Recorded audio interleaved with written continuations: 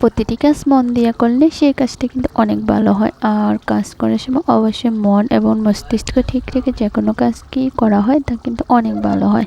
তো hello guys, আসসালামু আলাইকুম। সবাই কেমন আছো? ইনশাআল্লাহ সবাই ভালো। জি আলহামদুলিল্লাহ, আমরা আল্লাহর রহমতে অনেক অনেক ভালো আছি। তা মেনলি প্রতিদিনের কাজই হচ্ছে রান্না বান্না, খাওয়া, বাচ্চা পালা। এটাই হচ্ছে মেয়েদের একমাত্র কাজ, কারণ সবসময় এটাই করতে হয়।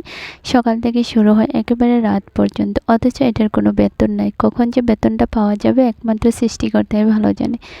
সকাল থেকে উঠেই সব আপুদের কাজই হচ্ছে আগে নাস্তা বানাও, বাচ্চা কাচ্চাদের খাওয়াও, পড়তে পড়তে পাঠাও, আবার পড়তে বসাও, এই আর কি। হাজব্যান্ড অফিসে যাবে, চাকরিতে যাবে, ডিউটিতে যাবে, যে যেখানে যাচ্ছে ওদের খাবার রেডি করো, ওদের খাবার প্যাকেট করো, এই হচ্ছে কাজ। আহারে, সকাল থেকে শুরু হয় হে রাত পর্যন্ত শুধু করতে হয়, কিন্তু মাস শেষে কিন্তু বেতন নেই। আহারে কি যে কষ্ট।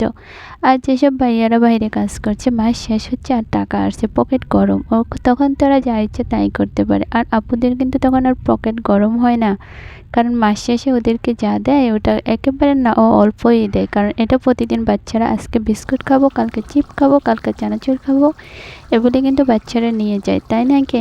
তো সবার জীবনটা এভাবে কেটে যাচ্ছে। তো অনেক আপুরা মনে করে যে আহারে বাইরে জানি কত মজা। আহারে বাইরে কিন্তু আরও কষ্ট।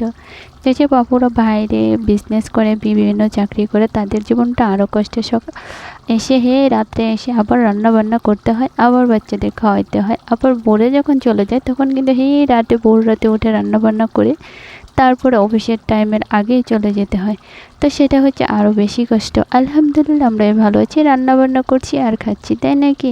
তো সকল আপুদের বলছি, অবশ্যই চেষ্টা করবো সৎ পথে থাকার জন্য। সৎ পথে থাকলে ইনশাআল্লাহ এক সময় সাফল্য আসবেই। সৎ এবং সৎ কাজ করলে অবশ্যই ভালো কিছু হবে। কাউকে কোনো ঠকানোর চেষ্টা করবে না, নিশ্চয়ই চেষ্টা করবে সব সময় ভালো কিছু করার জন্য। দেখবে আল্লাহ পথটা অনেক সহজ করে দিচ্ছে। আর রান্না করতে অনেক বেশি ভালো লাগে, বিশেষ করে রান্না কাজটা অনেক বেশি ভালো লাগে। হ্যাঁ, নিজের হাতে রান্নার খাবারটা কিন্তু অনেক টেস্টি হয় আর অনেক মজার হয়। বিশেষ করে বাইরের খাবার খেলে সবসময় অসুস্থতা বোধ করতে হয়, আর বাসার রান্নার খাবারটা কিন্তু অনেক মজার হয়। তো আজকে আমার দুপুরের মেনুতে ছিল এই হচ্ছে পোলাও আর গোস্ত। আচ্ছা বলবেন তো কিসের গোস্তটা পাকিয়েছি? মেনলি বাচ্চারা অনেক মাংস খেতে চাচ্ছিলো, তাই মাংস ছিল না, তা আর কী করবো। তারপরে একটু পোলাও মাংস, বাচ্চাদের কিন্তু অনেক ফেভারিট পোলাও মাংস, ওরা সবসময় খেতে অনেক বেশি পছন্দ করে।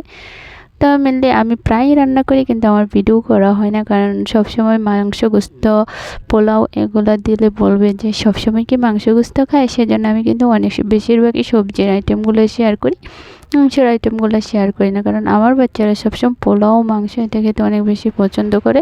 তো চেষ্টা করি আর কি, আলহামদুলিল্লাহ যতটুকু সৃষ্টিকর্তা দিয়েছে তার মধ্যে খাওয়ানোর জন্য। তো ভালো লাগলে অবশ্যই পাশে থাকবেন। দেখা হবে নেক্সট ভিডিওতে। সবাই ভালো থাকুন, নিরাপদে থাকুন, পার্সোনালি আমাদের জন্য দোয়া করবে।